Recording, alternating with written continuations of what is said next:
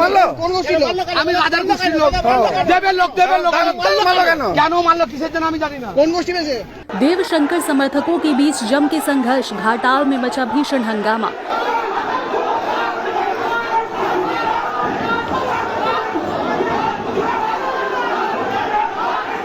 घाटाल में तृणमूल के दो गुटों के बीच भिड़ंत की खबर सामने आई है।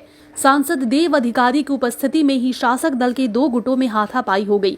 मामला था एक बाल मेले में यानी कि एक शिशु मेले के आयोजन को लेकर बैठक का, जिसमें देव अधिकारी के समर्थकों और शंकर दलुई के समर्थकों के बीच तीखी बहस के साथ हाथापाई शुरू हो गई।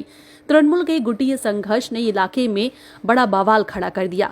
शिशु मेले की बैठक से पहले ही तृणमूल कार्यकर्ताओं के बीच मारपीट की ये खबर है। सांसद देव अधिकारी की मौजूदगी में ही शासक दल के ही दो गुटों के बीच समर्थकों में झड़प हो गई। इस संघर्ष में खून भी बहा और एक व्यक्ति के सिर में गंभीर चोट भी आई है। क्या कुछ इस घटना के बाद में देव अधिकारी ने कहा, ये सुनते हैं।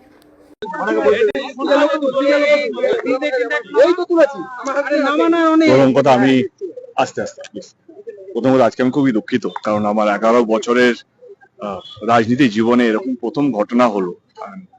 মানে আমি 11 বছর ধরে চেষ্টা করেছি ঘাটালের শুধু ঘাটাল লোকসভা কেন্দ্র নয়, আমি বক্তা হিসেবে যেখানে যেখানে গেছি যে কোনো নির্বাচনে, সেখানে আমি চেষ্টা করছি শান্তি বজায় রাখতে। আমি এমন কোনো কথা বলিনি যাতে আমার দলের মনে হবে অন্য দলের সঙ্গে মারপিট করা। আমি সবসময় একটা শান্তির বার্তা, এবং আমি ওই রাজনীতিতে বিশ্বাস করি যেটা মানুষকে এক রাখে। আমি বিভাজন, পাওয়ার কে এই রাজনীতির মধ্যে বিশ্বাস করি না। আজকে সত্যি একটা খুবই দুঃখজনক একটা ঘটনা ঘটলো। এই শিশু মেলা নিয়ে অনেকদিন ধরে ঝামেলা হচ্ছিল। আপনারা শিরোনাম আমি কোনোদিনও বাইট দিইনি। আমি সিএম এর কথা শুনে আজকে সকাল থেকে ঘাটালেই ছিলাম। ইনফ্যাক্ট আমাদের একটা যেই দ্বন্দ্বগুলো নিয়ে মিটিং চলছিল এতদিন, সেটা আমি সকাল 10টা থেকে আমরা বসে 12টা অবধি, আমাদের ডিস্ট্রিক্ট প্রেসিডেন্ট ছিলেন বা ঘাটালে অন্যান্য নেতারাও ছিলেন, আমরা সব ঝামেলা মিটিং নিয়েছিলাম। এবং 12টার সময় আমরা সবাই একসাথে বেরিয়ে আমাদের যা সবারই দাবি ছিল আমরা সব মেনে নিয়ে একটা সুস্থ একটা পরিবেশ হোক, কারণ এটা কোনো পলিটিক্যাল মেলা নয়, এটা মানুষের মেলা। আমাদের এই সিদ্ধান্ত হয়েছিল কি যেভাবে দাম বাড়ছে, কিভাবে এই মেলার মধ্যে এমন কিছু করা যাক যাতে দাম মানে আমরা যদি এই রেন্ট বাড়াই এই স্টল থেকে, তাদের প্রোডাক্টের দামও বাড়বে।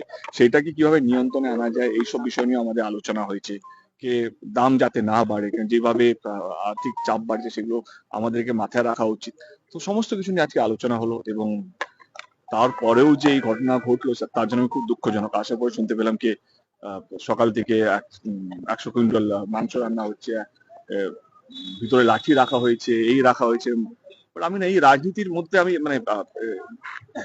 আমার আবার রাজনীতিতে দাঁড়ানোর একটাই কারণ ছিল, ঘাটালের মানুষের যে স্বাধীনতার পর থেকে যে দাবিটা ছিল ঘাটাল মাস্টার প্ল্যান, সেটার জন্যই আবার রাজনীতিতে আসা।